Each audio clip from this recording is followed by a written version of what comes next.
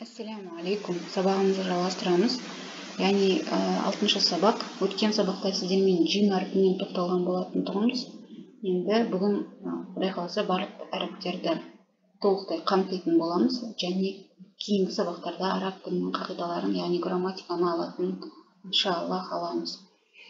Сонымен біз джим әрпіне тоқталдық және осы жолы әріптерді тағы бір рет қайталап кетейік. Алиф, бә, тә, сә. Өткен сабақтарда біз с әріптің 3 түрі бар, үшеуінде алған болатын тұғымыз. Яғни мынау сә, екі тістің ортасында тіл шығу арқылы сақауша шығады. Сә, син, мынау кәдімгі син әріпі, ал мынау сод. Яғни бұл сод әріпі дыбысталғанда қатты дыбысталады, яғни ысқырық сияқты шығу керек. Сод, сый, су, сой. Яғни с мен и келген кезде сой деп жазылады. И сой. Сонымен сәні айтып кеттік, мынау сә, мынау син, айырмашылықтар мынау сод, өте жуан. Жуан әріптерді айтып кете салайын. Сод, хо, дод, то, зо, ғойн, қоф. Осы қоф, яғни осы 7 әріп. 7 әріп қана егер алифпен келген кезінде, яғни қо деген сияқты о мен аның дыбысын берсе, о жерде де со, бұл да о, а дыбысы, со, оға, о әріпіне кішкене жақынырақ, яғни сондай дыбыстарды берсе, ал егер қалған әріптердің барлығы өте жіңішке оқылады, яғни т мен ә келсе тә, сә, сәмәрә, сондай. Зәлика, яғни өте жіңішке, яғни алиф, а әріпімен, фатхамен келетін болса, бұлар а емес, көбірек ә деген дыбыспен дыбысталады, жіңішке дыбысталады. Тек осы 7 әріптерден басқа. 7 әріптер а әріпімен келгенде, сондай а деп оқылмайды, оға жақын дыбысталады. Сонымен кеттік. Сә, си, сәт, сә, син, сол. Келесі, өткенде осы джим әрпінен тоқталған болатын ғын. Джим, хә, бүгін осы хә әрпін аламыз. Хо және хә. Араб тілінде тағы да осы 3 х бар, мынау хә, ешқандай кедергісіз шықса, айырмашылығын байқап тұрсыздар ма? Хә, ал мынау хо, яғни қырылдап тұрып, жуан шығады. Х деп, орыс тілінде хлеб дегенде, ал мынау х өте жіңішке, ауа сияқты, білінер-білінбес шығады. Хуа, хия деген сияқты. Дәлі, зәлі, ро, зәй, син, шин, соды, доды, то, зо, айн. Осы жерде тоқталып кетейік. То бар және тә бар. Тә. Мынау то. Өте жуан дыбысталу керек. То. Айн мен хә әрпінің шығу жері бір жұтқыншақтың орны. Яғни бір нәрсе жұтынғыңыз келіп тұратын сияқты. Осылай. Айн шығады. Ғойн, фә, қоф, кәф, ләм, мим, нун, хә, вау, яй. Кеттік. Ендеше.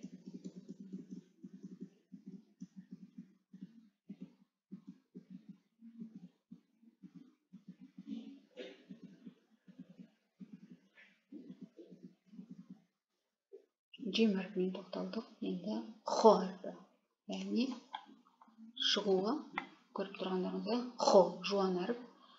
Бұл әріп тіл соңының өңешке тақалуы арқылы дыбысталады. Яғни бұл әріп өзінен алдыңғы және өзінен кейінгі әріптерге жалғанып жазылады.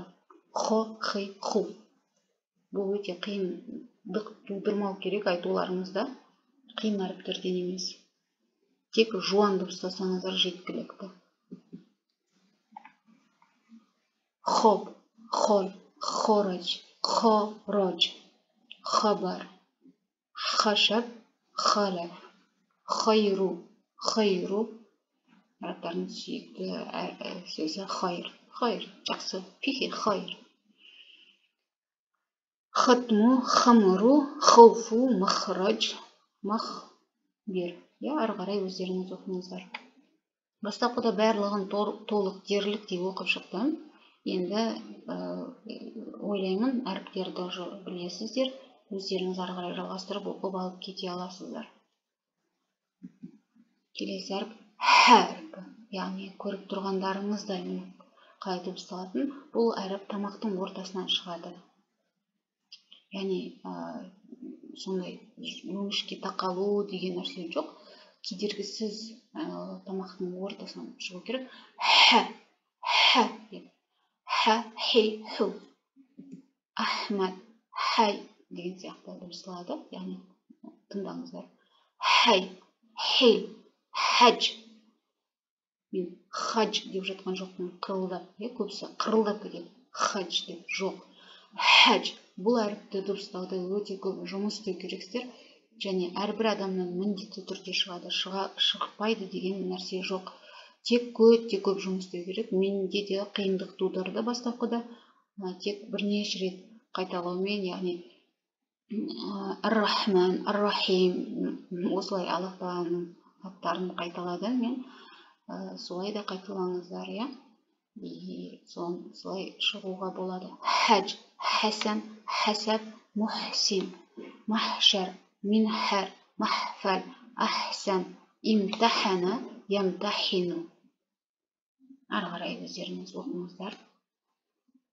Егер араб тілі сабақтарына жазылу, немесе түрік тілі, араб тілі, ағылшын тілдерін үйренгілеріңіз келсе, Инстаграм арқылы шықсаңыздар болады, немесе емейл адресімді жазып қойдым, сол бойынша жазсаңыздар болады. Келесі әріп ғойн әріпі. Ғойн.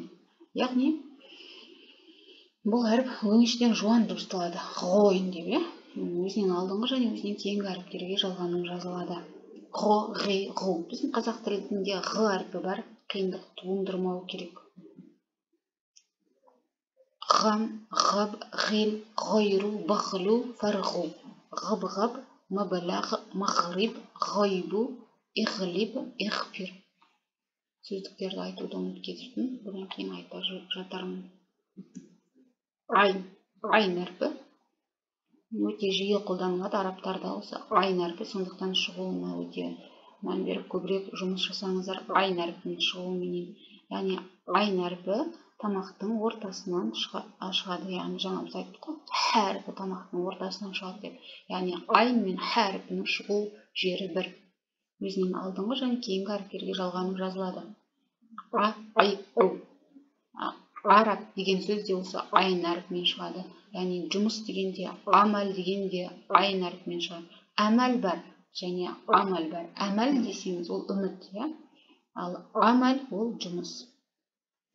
Яғни айн әрпін дұрыс шығармау арқылы басқа мағынада айтып кетулеріңіз мүмкін. Би'ан, ам, са'a, ма'a, ара, ажа, айро, ажаб, амал, илм, умр, жам'у, жa'лу. Сөздік қорларыңызды байтамын десеңіздер, ан туралы деген мағынаны береді. Ана уриду ана aqul анху. Мен ол туралы айтқым келеді, яғни ан деген туралы. Яғни ан Мәдина, қала туралы. Мәдина деген қала. Анху ол туралы. Анк сен туралы. Яғни ан деген туралы. Және біліп керек болған сөздерімізді айтып жатырмын. Ма'a деген бірге деген мағынаны береді. Ма'a яғни бір адамдармен бірге. Ана уриду ан асхаб ма'a умми. Мен анаммен бірге барғым келеді.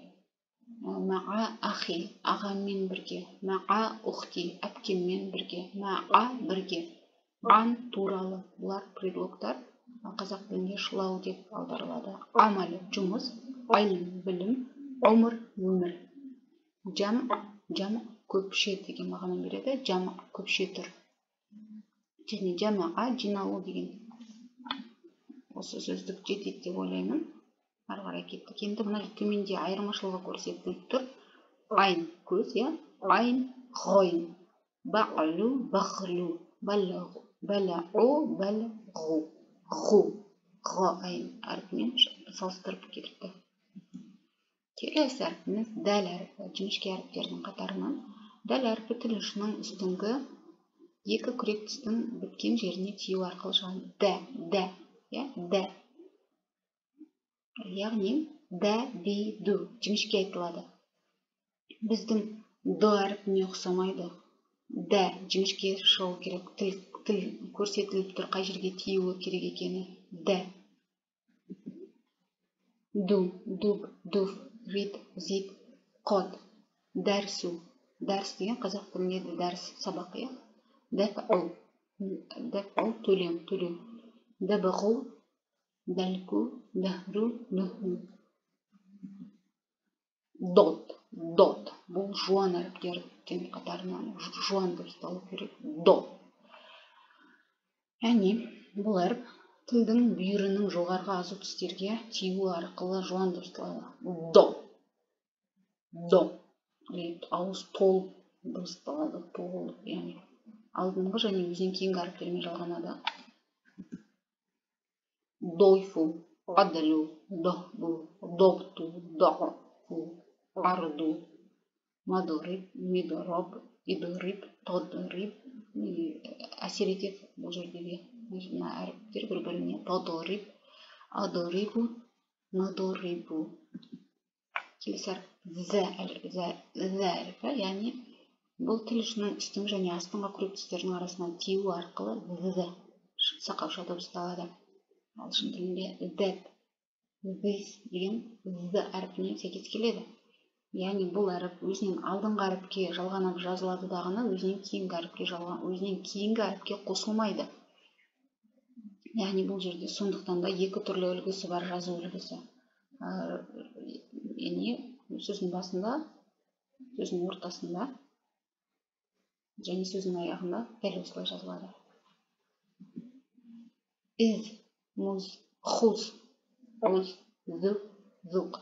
Хуз деген ал деген мағынаны береді. Хуз кітабы, кітапты ал. Хуз қаламды ал. Келесі әріп. Зо әріпі. Зо. Яғни бұл әріп тіл ұшының үстіңгі және астыңғы күрек тістердің арасынан жуан болып шығатын дыбыс. Зо. Зу.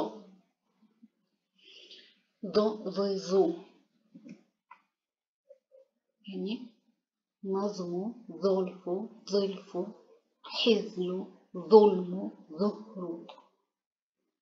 Азхар, мазхар, манзор, музхир, музлим, яғни жуан шығу керек. Осымен әріптерді аяқтадық. Салыстырмалы түрде көрсетіліп кеткен екен мұнда. Зофар, яғни зо жуан, мынау зә жіңішке. Зәфәр, зофар, зәфәр. Яғни осы жерде з әріпінің үш түрі бар. Мынау зо жуан шықса, мынау зә жіңішке екі тістің ортасына. Ал мынау кәдімгі зәй. Қазақ тілінде, орыс тілінде кәдімгі з әріпі. Кәдімгі оңай з деген ғой. Зофру, зофар, зәфәр. Зохар, зәхәр. Хадор, хазор. Азхар, азхар. Дохру, зохру. Ағазон, ағзан. Сонымен осымен әріптердің барлығы аяқталды.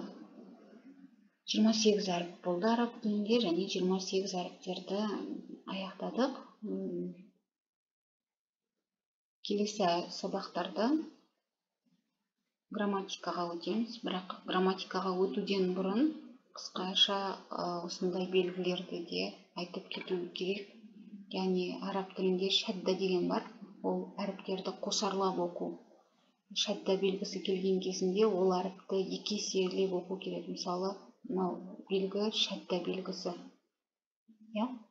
Мен осы нун әрпінің үстінде тұрма, яғни н әрпін екі еселеп оқуымыз керек. Инна. Егер осы әріп р-ның үстінде тұрды ма, яғни бәрру, р, оның үстінде у тұр, бәрру, р-ны екі еселеп оқуымыз. Бурри, бурри, даббәро, даббәро, уттиро, уттиро, уллима, уллима, тәдәббур, тәдәббур. Яғни көріп тұрғандарыңыздай шәдда екі әріпті қосарлап оқу. Сонымен тәнвин деген бар, тәнвин фатха деген бар, тәнвин даума деген бар, тәнвин кәсра деген бар. Ол деген не? Ан, ин, ун деп дыбыстау. Оларды келесі сабақтарда көрсетіледі. Ән, бән, тән, сән, жән, жан, хан. Енді ин, ғин, фин, қин, кин, лин, мин. Және ун деген бар. Мынау белгі ол ун деген мағынаны береді. Бұл сөздіктерде келеді. Мысалы, китабун, қаламун деп, бұның бір мағынасы, яғни белгісіздік артиклдің мағынасын береді. Ағылшын тілінде бұл және ән деген белгісіздік артикль бар, сонымен сәйкес келеді. Мысалы, қаламун, пен деген сияқты. Китабун, бук деген сияқты. Яғни белгісіздіктің мағынасын береді осы ун деген. Яғни ун, шун, сун, сун, дун, тун, дун. Бұл сабағымыз ұзаққа созылып кетті. Яғни мен толықтай грамматикаға өту үшін осындай белгілерді айтып кетуді жөн көрдім. Мәд әріптері дегеніміз не? Мәд әріптері олар үшеу. Алиф, вау, я, көріп тұрғандарыңыздай. Егер осы мәд әріптері әріппен бірге келсе, ол екі есеге екі әріп қылып созамыз. Яғни мәл. Егер алиф келмегенде, бұны мәл деп оқитын еді. Алифтің келу себебімен мәл деп оқимыз. Мына жерде де хәл деп оқимыз. Егер алиф келмегенде, бұны хәл дейтін еді. Хәл. Ал бұл алиф келді, хәл. Яғни екі аға созамыз.